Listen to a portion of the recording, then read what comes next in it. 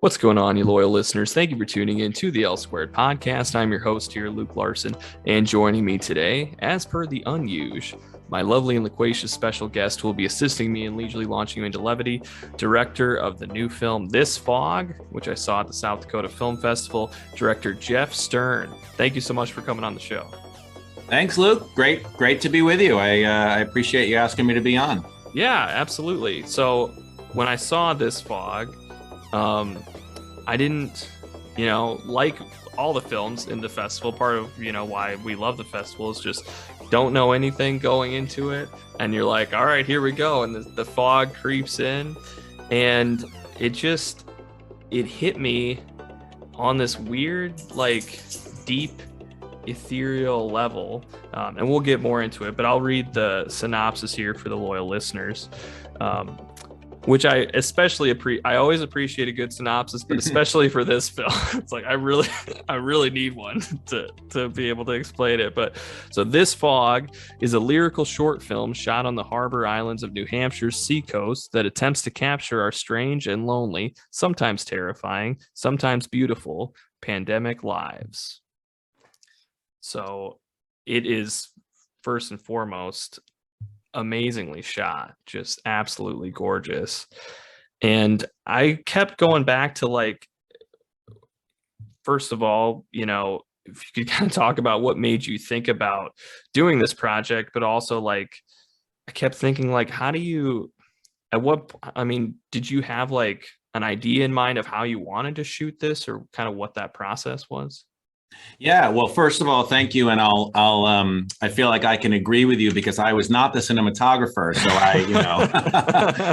I can sing the praises of Adam Van Voorhees, who I've worked with on several projects, and is just a very talented cinematographer. He builds his own cameras.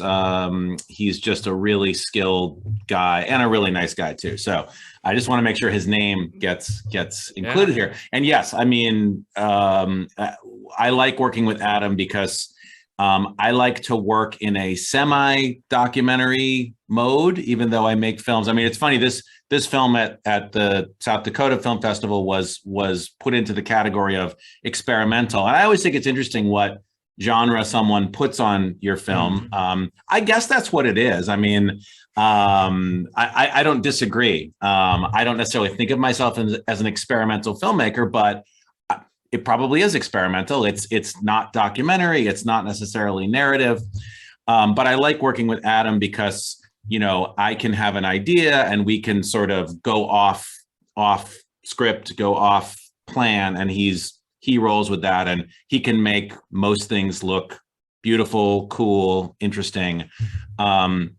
With this particular film, to your question, this was a different concept before COVID happened. I shot this in fall of 2019, which was only 2 years ago somehow. But it was obviously, that was pre-pandemic, pre-COVID, and it was a very different kind of an idea. It was more about sort of a personal story about a guy who's still sort of the guy in the film, feeling sort of isolated and looking for a community. That was basically what it was about. So it was sort of like there were these people he was seeking to connect with. We had this smoke machine, this fog machine, which we made, we had it and we made great use of it because we had it. And so it sort of ended up being fortuitous that I had this footage with this fog that really came to be the way I felt about life during the pandemic. So I was editing this original version of this thing right when COVID hit. It was March of 2020, and I was really starting to get into the groove of editing it. And like so many things that happened in March of 2020, I just stopped. I was working in a coffee shop, which still feels like a really weird experience, just being in a room full of people, maskless, breathing each other's air, all that stuff. Yeah. And, we all remember what, mid-March of 2020 was like. There were a lot of things that just got dropped. and maybe you return to them and maybe you didn't. But with this, I just kind of like stopped working on it. I have a family, you know, I have young kids. We kind of focused on that, you know, all the things you had to do to survive. And so it wasn't really until like late summer of that year that I returned to this project. And I was like, this thing I was working on doesn't feel like it's part of the world that exists now. So I had done a lot of writing over the summer, and I started applying this new writing to the footage that I had.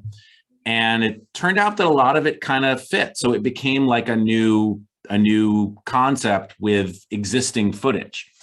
So I don't know if that totally answers your question, but that was sort of the genesis of the project. And then it was almost like taking this stuff that existed and seeing how much of it I could marry to this writing I had done.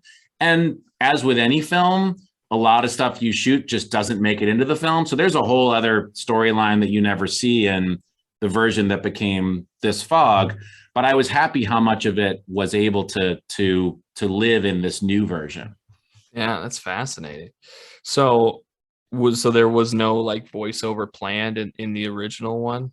No, there was, and I'd be happy to share a link with you that you could share. Sure. If people want to check out some of my other films, because this is definitely a style that I've worked in before, where it's kind of like a sort of poetic or lyrical narrative that goes along with Adam's beautiful cinematography. I mean, it's definitely a template that I've used before, and I enjoy working that way. So yeah, that was kind of the original film was going to also have a voiceover. It was just a very different voiceover, very different story, a little bit more lighthearted. You know, there's a lot of kind of weird dance choreography in this film. But I think with the more somber tone and the music, the score, it has a very different feel to it than it would have with the original concept.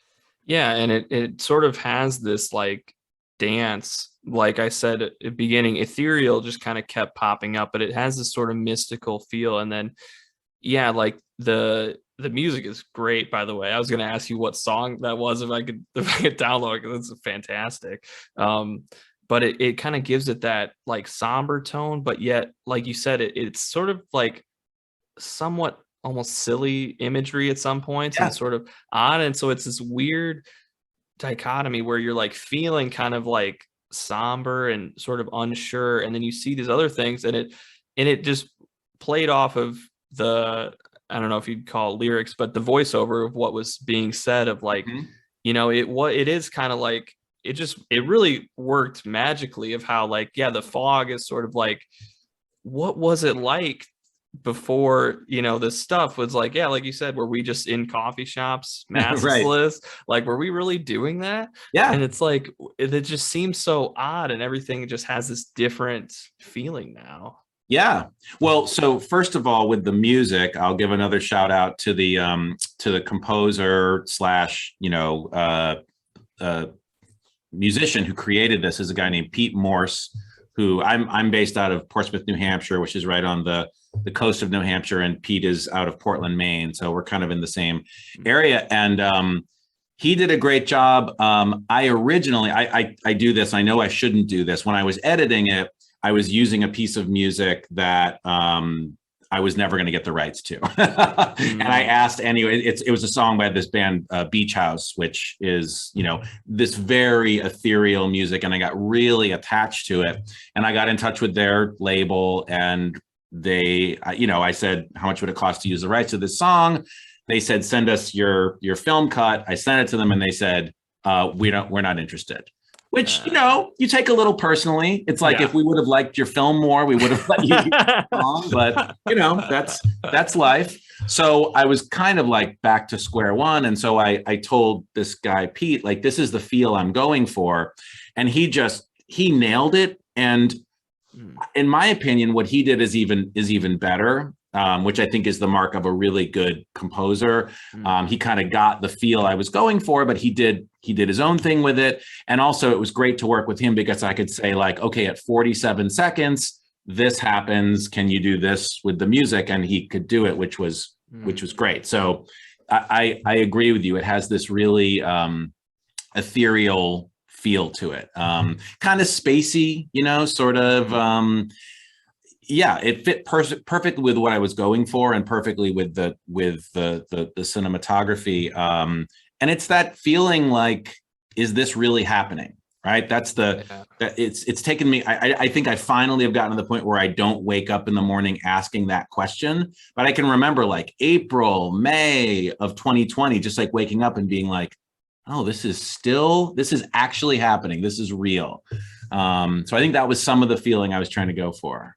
Yeah, well, I think it definitely comes across, and now it's even odd in the time we're in now. Like, it's odd for me to think about like those early days of when that was happening. Like, even that seems like so long ago now, where you're like, yeah, I'm like, yeah, like you said, end of March, all of a sudden stores are just closed and you don't really know exactly what's going on. And Yeah, I remember when the first couple documented cases hit the state, and you're like, oh no, there's 2 cases here now. Like, what are we gonna do? And it that also just feels like so long ago. And there were a lot of, I wrote down some of the quotes here, but it was, one of them was about like, what was that time like, and will we ever get back to that? And it's been a lot of feeling like maybe this is just the new normal, and it'll just kind of always be like this.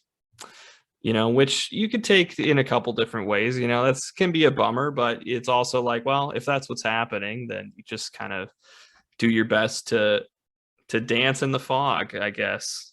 Yeah, I think that was, I mean, and those were I feel like a lot of the voiceover of the film is kind of a line of questions, right? It's like, Mm-hmm. who knows how long this is going to last? Who knows if this is permanent? Like, what does it mean to get together with people, to like, what is our world now? And now it's a full year later than all of those things were being asked. And I totally agree with you. Like, there's a different texture to it. Like, I think a lot of people have decided, they're just deciding that it's over.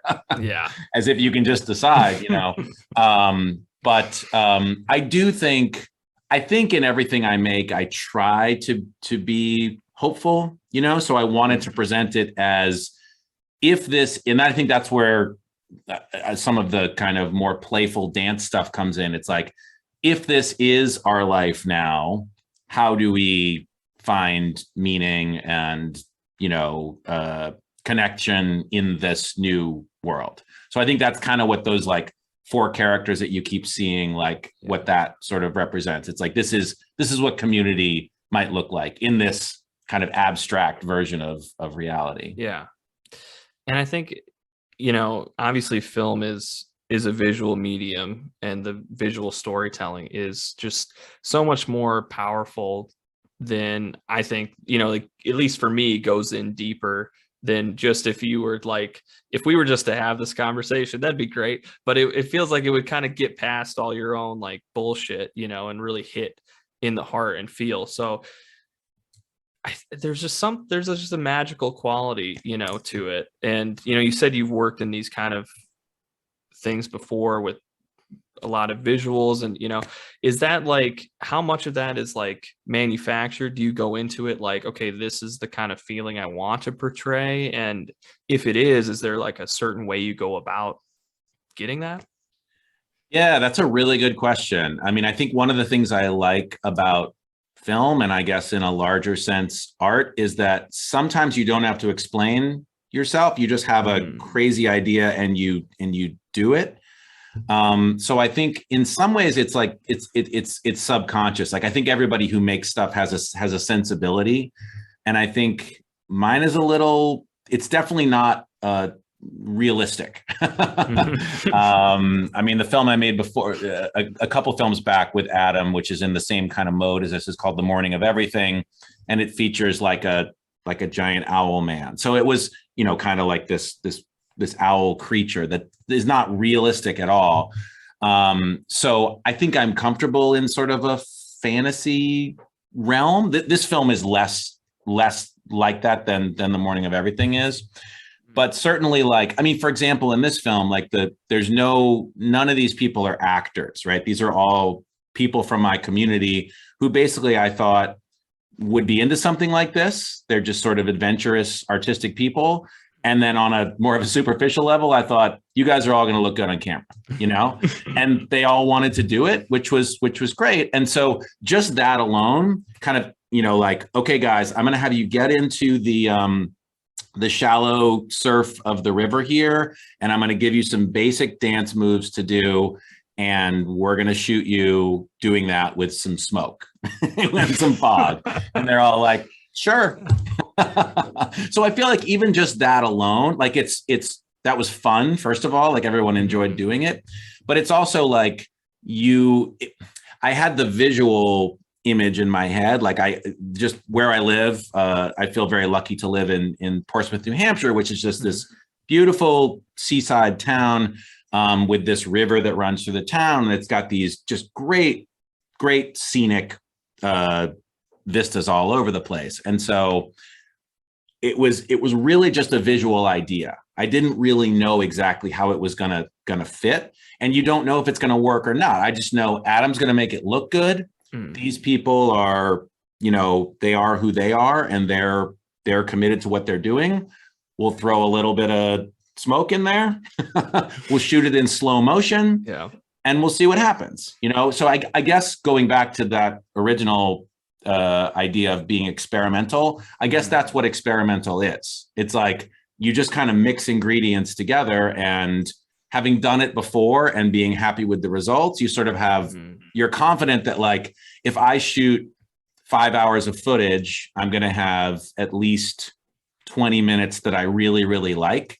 And then I have to kind of make a story out of that. So I know that's not the approach that a lot of people take, but that's kind of how I work. And so I guess some kind of a sensibility comes out of that. Yeah. And I suppose like working just on instinct and feel, it kind of, it works very well in this, because I guess, especially talking with you now, not having all that much, like, what do they call it? Author's intent, like an idea of like, this is the right answer for what exactly this means. It leaves it more open, and it is just like, it's making all the sense of the world that it was just kind of like, everybody was kind of going off like a feeling like, oh, this is a good vibe. And we're all just kind of like, you know, and then it becomes something that words can't really touch, you know, and it means something different to everybody, which is great. I'm about to ask you an unfair question. Okay. But before you do, I feel like I want to just add to that last thing that I just want to make it clear that I'm not just completely winging it. there's definitely like, you know, I make a shot list. I have a script and a schedule we're working on. We're not just going out there being like, oh, look, there's a dog, you know, like there's a bike, you know, sometimes that happens, but there is like that fit into a part of the original film. But once you're doing it, it's kind of like it starts to take on a life of its own. And it's like, you know that it's looking really good. And so you start shooting things that weren't part of your original plan. So anyway, I just want to add that little note on the end there. Important distinction to make. Yep. Good. Yeah. So what I like to ask filmmakers for these is like, was there a big, like, important lesson that you learned making this film? It's an unfair question. Yeah. Yeah. I mean, first of all, definitely, I feel like films, I mean, I've made several films at this point, but I think that I don't feel like you can do something that involves so much time, so many people, so many resources, a modest amount of money, and not learn something, right? You kind of learn it every time you do it. So I think I probably, you know, on the positive side, I think I learned that this kind of following your instincts, like my instincts told me that the original film I was making was not relevant in the COVID and post-COVID world. And so like going with that instinct and being okay, it's hard because I had an original idea, and I told everybody who was working on this what my original idea was. And then you have to sort of break the news to everybody that like, it's not that anymore. You guys have to trust me. I'm going to make it into something else that I think is probably going to be better. But that's kind of a risk. You know, people can be pissed at you. It's like, you lied to us, all that stuff. But everybody was cool with it, and everybody's happy with the new version. So I think that's a positive lesson. So I guess that's the first thing that comes to mind. Absolutely. I always feel like I wish I had more time, money, resources. But I also think that a lot of creativity comes from working within those kind of limitations. So I think there's always lots of lessons that you learn. But I've been happy that the film, I mean, I really appreciate all your kind words about it. And it's nice to feel like, some people, it's speaking to them, and it's expressing what I'm happy to hear that it's saying what I want it to say about how life feels right now. So I feel encouraged to make more films. So that's a good lesson too, right? Like this whole thing was kind of worth it, and continue doing it. Yeah, absolutely. Well, I'm excited for the loyal listeners to be able to check it out, and I'm sure it'll have an impact on them too. But is there a place where the people can follow you or follow this film? Yeah, so right now it's still doing like a festival run, and so it doesn't have a public site where you can watch it. It will eventually. Once my films finish their festival run, I put them all up. So my site is jeffsternmedia.com. You can watch the film I mentioned there, The Morning of Everything. You can watch my other films. So it's just my name, media.com. And it will be showing, if you happen to be in New Hampshire, it'll be showing at the Monadnock Film Festival at the end of October. And then we'll see. That's we're kind of reaching the end of the festival calendar here. So I would imagine it'll probably go public end of this year, early next year. But you can definitely watch the trailer and see my other stuff on my site. Awesome. Well, I'll leave a link for your website in the description, and yeah, I'm excited for people to see it. I bet I watched it 6 times or something. I'm just like, it's just tapping into something here, I just had to keep feeling it. So I'm excited for people to be able to see it. I loved it. It's very much like an experiential film, and again, Jeff, thank you so much for coming on the show. This was a blast. Do you have anything else you want to plug before we get out of here? No, I think my site has all my stuff on it. So check that out. I will say, for you, Luke, in particular, I really do appreciate all your kind words and having me on here. If you saw This Fog and liked it, I definitely recommend watching The Morning of Everything, because I would say it's for fans of This Fog. It's the same kind of style and same cinematographer.